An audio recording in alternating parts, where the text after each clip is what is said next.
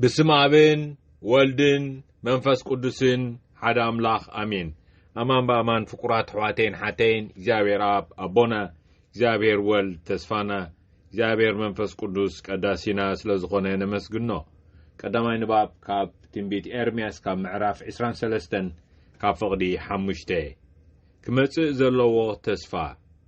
جابير كمزي بالالله إنه خاب زر داويد صادق نغوس زتنسألن معالتات يمصا اللوا እቲ ንጉስ ብጥበብ ክገዝእ ቅንዕና ክገብር ኣብቲ ሃገር ካፍትሒ ከምጽእ እዩ ብዘበኑ ህዝቢ ይሁዳ ክድሕኑ ህዝቢ እስራኤል ድማ ኣስታርሕዮም ክነብሩ እዮም እግዚአብሔር ፍትሕና ተባሂሉ ኸ ክስመ እዩ ስለዚ እንሆ እቲ ንህዝቢ እስራኤል ካብ ሃገር ግብጺ ዘውጽእ እግዚአብሔር ሕያው እዩ ኢሎም ዘይምሕልሉ ዘመን ክመጽእ እዩ ግናኸቲ ንህዝቢ እስራኤል ካብ ሃገር ሰሜን ካብቲ ተሰጊጎምዎ ዝነበሩ ኩሉ ሃገር ዘውጽኦምን ዝመርሖምን እግዚአብሔር ሕያው እዩ ኢሎም ዝምሕልሉ ዘመን ክመጽእ እዩ ሽዑ ኣብ ሃገሮም ክነብሩ እዮም ካብ መዝሙር 72 ምንቲ ንጉስ ዝቐረበ ጸሎት ወአምላኽ ብጽድቅኻ ምንቲ ክፈርድ ንንጉስ መሃሮ ቅንዕናኻውን ሃቦ ንሱኻ ንህዝብኻ ብፍትሒ ክገዞም ንጥቁዓትካ ብቕንዕና ከመሓድሮም እዩ እምባታት ነቲ ህዝቢ ሃብቲ የምጽኡሉ ኮራቢትካ ጽድቂ የምጽኡሉ ትንጉስ ነቶም ጥቁዓት ይበይነሎም ንድኻታት ይርዳእዮም ንጨቆንቶም ይዳዕምኮም ህዝብኻ ወርሕን ፀሓይን ክሳዕ ዘለዋ ንውሉድ ወለዶ የምልኹኻ ትንጉስ ከም ዝናብ ኣብ ሻኻ ከምቲ ንምድሪ ዘጥልል ጥምቂ ኮይኑ ይውረድ ብዘበኑ ጽድቂ ይዓንብብ ወርሒ ክሳዕ ዘላ ኸዓ ብዝሒ ሃብቲ ይሃልዎ ግዛቱ ካብ ባሕሪ ክሳዕ ባሕሪ ካብ ሩባ ኤፍራጥስ ክሳዕ ወሰን ምድሪ ክበጽሕ እዩ እቶም ኣብ ምድረ በዳ ዝነበሩ ህዝቢ ኢድ ክነስእሉ እዮም ነገስታት ተርሴስን ደሴታትን ገጸ በረኸት ከቕርቡሉ ነገስታት ሻባን ሳባን ድማ ውህበታት ከምጽኡሉ እዮም ኩሎም ነገስታት ከዓ ክሰግድሉ ዘለዉ ኣሕዛብ ከገልግልዎ እዮም ንሱ ነቲ ናብኡ ዝጠርዕ ድኻን ነትረዳኢ ዘይብሉ ንምስኪንን የናግፎም ንመሳኺንን ንድኻታትን ይድንግጸሎም ንድኻታት ከዓ የድሕኖም ካብ ጭቆናን ግፍዕን ይብጃዎም ህይወቶም ኣብ ቅድምኡ ክቡር እዩ ናይሎም ወንጌል ካብ ወንጌል ማቴዎስ ካብ ምዕራፍ 1 ካብ ፈቕዲ 18 ልደት ኢየሱስ ክርስቶስ ከዓ ከምዚ እዩ ኣድኡ ማርያም ንዮሴፍ ተሓጽያ ኸላ ከይተቃረቡ ብመንፈስ ቅዱስ ጠኒሳ ተረኽበት ዮሴፍ ሕጹያ ጻድቕ ስለ ዝነበረ ብሕቡእ ከሓድጋ ዳኣ ሓሰበ እምበር ከጋልጻ ኣይደለየን እዚ ክሓስብ እንከሎ እነሆ መልአኽ እግዚአብሔር ብሕልሚ ተራእዮ ከምዚ ድማ በሎ ዮሴፍ ወዲ ዳዊት እቲ ካብኣ ዝውለድ ብመንፈስ ቅዱስ ስለ ዝኾነ ንሕጺትኻ ማርያም ምውሳዳ ኣይትፍራ ወዲ ክትወልድ እያ ንሱ ኸዓ ንህዝቡ ካብ ሓጢኣቶም ከድሕኖም እዩ እሞ ስሙ ኢየሱስ ክትብሎ ኢኻ እዚ ኩሉ ድማ እቲ እግዚአብሔር ብነቢ እንሆ ድንግል ክጠንስ ወድውን ክትወልድ እያ ስሙ ኸዓ አማኑኤል ክብልዎ እዮም ትርጉሙ ኸዓ ኣምላኽ ምሳና ማለት እዩ እናበለ ዝተዛረቦ ምእንቲ ክፍጸም ኮነ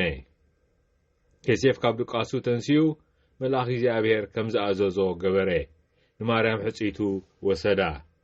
ወዳ ክሳዕ ትወልድ ኣይፈለጣን ስሙ ድማ ኢየሱስ ኢሉ ሰመዮ እዚ ብስራት ወንጌል ጎይታና እዩ ፍቁራት ሕዋቴን ሓተይ ብሓቂት ወንጌል ሎሚ ናብቲ ማእኸል ናይ ዝወቕቲ እዚ ናይ ዝብሩኽ ወቕቲ ናይ ምቅርራብ ናይ ተስፋናን መድሓኒናን ሓውናን ኢየሱስ ክርስቶስ ልደት ንርኢ ኣሎና ልደት ኢየሱስ ክርስቶስ ይብል ስለዚ ኣብኡ ብሓቂ ንሪኦ እጂ ብኣቦ ኣቢሉ እዩ ዝግለጽ ዘሎ ኣብቲ ሉቃስ ወንጌል ተዳሪኽሞ ብእኖና ማርያም ምስ ይግለጸላ ሞ ከምቲ ዝበልካኒ ይኹነለይ ትብሎ ነቲ መልአኽ እግዚአብሔር ንእኖና ማርያም ሰበሰራ ኣብዚ ኸዓ ንዮሴፍ ይግለጸሉ ማቴዎስ ወንጌል ንሱ ኸዓ ትቃልሲ ኣብ ውሽጢ ይገብር ትቃልሲ ንሱ ኸዓ እንታይ ሕጹይ ጻድቕ ስለ ዝነበረ ብሕቡእ ክሓድጋ ዳኣ ሓሰበ እምበር ከጋልጻ ኣይደለየን ይብል ፈተና እዩ ብቲ ውሽጢ መስርሕ ናይ ድሕነትና በዚ ኩሉ ኣብ ፈተና ናይ ዮሴፍን ናይ ኖና ማርያምን ረኣይዎ ፍቁራት ኣሕዋተይን ሓተይን ኣዲኡ ማርያም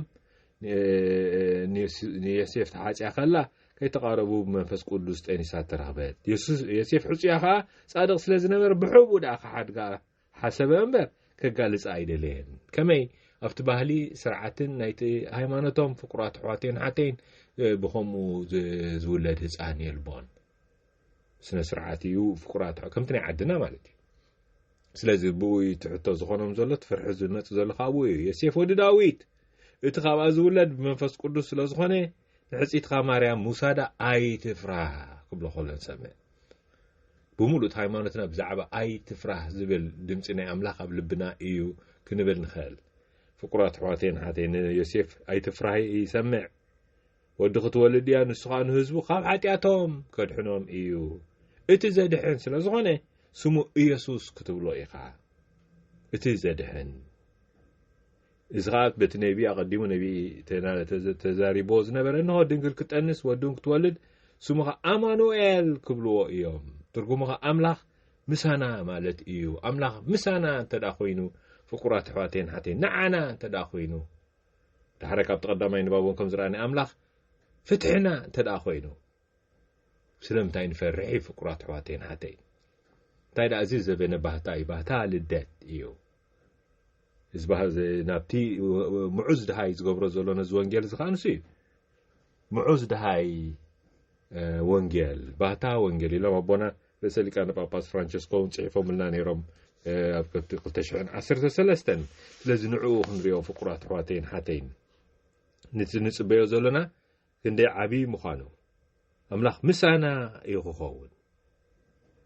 ኣምላኽ ኣብ መንጎና እዩ ክኸውን ኣምላኽ እቲ ዘድሕነና እዩ ኣብ መንጎና ክንቀሳቐስ ንሱ ከዓ ጎይታናን መድሓኒናን ተስፋናን ሓውናን ኢየሱስ ክርስቶስ እዩ ፍቁራት ኣሕዋተይን ሓተይን እዚ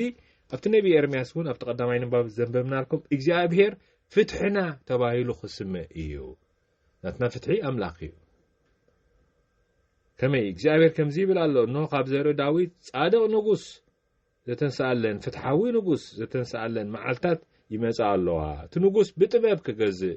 ብቕንዕና ክገብር ኣብታ ሃገር ከዓ ፍትሒ ከምጽእ እዩ ኣብታ ሃገር ከዓ ፍትሒ ከምጽእ እዩ ብዘበኑ ህዝቢ ይሁዳ ክድሕኑ ህዝቢ እስራኤል ድማ ኣስተርሕዮም ክነብሩ እዮም እግዚኣብሔር ፍትሕና እዩ ተባሂሉ ከዓ ክስምዕ እዩ ብሓቂ ፍቁራት ኣሕዋተይን ሓተይን እዚ ነቲ መልእኽቲ ናይቲ ዓመተ ኢዮቤል እውን ሙሉእ ብምሉእ ናብኡ የምጽኣና ኢዮቤል እንታይ ማለት እዩ ኣምላኽ ፍትሕና ማለት እዩ ኣብ ውሽጢ ፍትሓት ኮይኑ ፍቁራት ኣሕዋተይን ሓተይን ካብቲ ኩሉ ዝኣሳስረና ንብሕታዊ ሰብ ብሩኽ ሓወይ ብሩኽ ተሓፍተይ ንዓኺ ንዓኻ ንዓይ ፈትሓና ኣብቲ ውሽጥና ሰላም ክርስቶስ ይኸውን ኣብቲ ውሽጥና ከመይ በቲ ኩሉ ኣምላኽ ባዕሉ ብጸጋኡ በቲ ሱታፌ ምስጢራት ብኩሉ በዚ ይፈትሓና ሰላም ከዓ ይበና ልብና ልባትና ኣብ ከምቲ ቅዱስ ኣጎስጢኖስ ዝበሎ ኣብ ልቡ የዕርፋ ኣብ ልቢ ናይ ተስፋናን ጎይታናን መድሓኒናን ኢየሱስ ክርስቶስ ፍቁራት ኣሕዋተይን ሓተይን ኣብ መንፈስ ቅዱስ መንፈስ ናቱ መንፈስ ቅዱስ ስለዚ በዚ ሰላም ክርስቶስ ኣብ ልብና ይመልእ ኣብ ማሕበረሰብ ከዓ ፍትሕና ይኸውን ተቆጻጽ ቁጽርጻር ዘሎ ናይ ማሕበረሰብ ከም ሰብ ብሓባር ክንነብር እንከለና ካብቲ ስድራ ቤት ጀሚርካ ዓዲ ወረዳ አውራጃ ሃገር ዓለም ለኸ ብምሉእ ኣብኡ ካብቲ መነባብሮና ኣብኡ ንዑኻ ነዚ ቁጽርጻር ዝፈትሕ ኣምላኽ ፍትሕና እዩ ተባሂሉ ክስምዕ እዩ ኣምላኽ ሰላምና እዩ ንብል ኣብ ካልእ ክፋል ከመይ ኣምላኽ ሰላምና ከመይ ሰላመይ ይበኩም ኣለኹ ናተይ ናይ ገዛእ ርእሰይ ሰላም ይበኩም ኣለኹ ስለዚ ኢየሱስ ክርስቶስ ንዓና ሰላምናን ፍትሕናን እዩ ሰላምናን ፍትሓትናን እውን እዩ ኣብ ውሽጥና ማሕበረሰብ ከዓ ፍትሕና እዩ መንግስትኻ ትምጻእ እናበልና እውን ወትሩ እንጽሊ ነዚ እዩ ጸሎትናን ጻዕርናን መንግስትኻ ትምጻእ እዩ መንግስቲ ፍትሕን ሰላምን መንግስቲ ኣምላኽ ዝማእኸሉ ህይወት ከመይ ንሕና ናይ ኣምላኽ ኢና ስነ ፍጥረት ብምሉእ እውን ናይ ኣምላኽ እዩ ህያብ እዩ ፍቁራት ኣሕዋተይን ሓተይን ንሕና እውን ሓድሕድና ህያብ ኢና ስለዚ በዚ ብስሩ በቲ መደብ ኣምላኽ መደብ ፍቕሪ ንብሎ መደብ ፍቕሪ ናይ ኣምላኽ ፍቕሪ ስለ ዝኾነ ብመደቡ ፈጠረና ኣምላኽ ፍቕሪ ስለ ዝኾነ ከዓ ብመደቡ ንሓደ ወዱ ሰዲዱ ኣድሓነና ውሽጥና ፍትሓት ማሕበረሰብና ከዓ ፍትሒ ማሕበረሰብ ዓለም ኢልኩም ሕሰቡ ፍቁራት ኣሕዋተይን ሓተይን ምክንያቱ ካብ ወፃኢ የለን ኩላትና ናይ ኣምላኽ ኢና ጥሪቱን ንብረቱን ናይ ኣምላኽ ኢና ስለዚ ንዚ ንሱ እውን ተንኪፉ ናይ ኣምላኽ እግዚኣብሔር ፍትሕና እዩ ተባሂሉ ክስመ እዩ እቲ ንህዝቢ እስራኤል ካብ ሃገረ ግብፂ ዘውፅአ እግዚኣብሔር ህያው እዩ ኢሎም ዘይምሕልሉ ዘበን ክመጽእ እዩ ከመይ ግና ከቲ ንህዝቢ እስራኤል ካብ ሃገር ሰሜን ናብቲ ዝተሰጉጎምዎ ዝነበሩ በብዓይነት ሃገራት ኩሉ ሃገር ዘውፅኦምን ዝመርሖምን እግዚኣብሔር ህያው እዩ ኢሎም ዝምሕልሉ ዘበን ክመጽእ እዩ ሽዑ ኣብ ሃገሮም ክነብሩ እዮም ይብል ተስፋ ጨንገር ሓዝበሉ እዮም ልክዕ ከማና ኣዩት ተመክሮኦም ፍቁራት ኣሕዋተይን ሓተይን ስለዚ ንሕና እውን ተስፋ ኣሎና እዚ ክመጽእ ዘለዎ ተስፋ ናይዚ ብሩኽ ወቅቲ ናይ ልደት ናይዚ ንዛዝሞ ዘለና ዓመት ካብ ዓመት ኢዮቤል ንሱ እዩ ፍቁራት ኣሕዋተይን ሓተይን እሞ ነዚ ተስፋና እዚ እታ ተስፋ ኣይተሕፍርን እያ ዝበሉና ኣቦና ርእሰ ሊቃነ ጳጳስ ፍራንቸስኮ ሰብና መልእኽቲ ናብ ሰብ ሮማ ምዕራፍ 5 ፍቅዲ 5 ገሊጾም ንዕኡ ኢና ንትስፎ እታ ዘይተሕፍር ተስፋ ከመይ መንፈስ ቅዱስ ኣብ ልባትና ይመልመልዩ ስለዝመልአ እታ ተስፋ ኣይተሕፍርን እያ ከመይ ኣምላኽና ህያው እዩ ንዓና እውን ህያዋን ክገብረና ከም ብሕታዊ ሰብ ከም ማሕበረሰብ ዝከኣሎ እዩ ፍቁራት ኣሕዋተይን ሓተይን ነዚ ካብ ተስፋናን መድሓኒናን ጎይታናን ሓውናን ኢየሱስ ክርስቶስ ገይሩ ኣማኑኤል ኣምላኽ ኣብ መንጎና ስለ ዝገብሮ ነዚ እናመስገና ሓቢርና ንጸሊ ኣብ ጎይታ ናይ ሰላምካ መሳርሒ ግበረና ጽሊ ኣብ ዘለዎ ፍቕሪ ግፍዒ ኣብ ዘለዎ ፍትሒ ማእሰርቲ ኣብ ዘለዎ ፍትሓት በደል ኣብ ዘለዎ ምሕረት ጥርጥር ኣብ ዘለዎ እምነት ተስፋ ኣብ ዘይብሉ ተስፋ ሕልማት ኣብ ዘለዎ ብርሃን ሓዘን ኣብ ዘለዎ ባህታ ከም ንዘርእ ግበረና ኣሜን ስብሃት ናብን ወልድን መንፈስ ቅዱስን ይኹን ጥንቲ ከም ዝነበረ ሕጅን ወትሩን ንዘላለም ዓለምን ኣሜን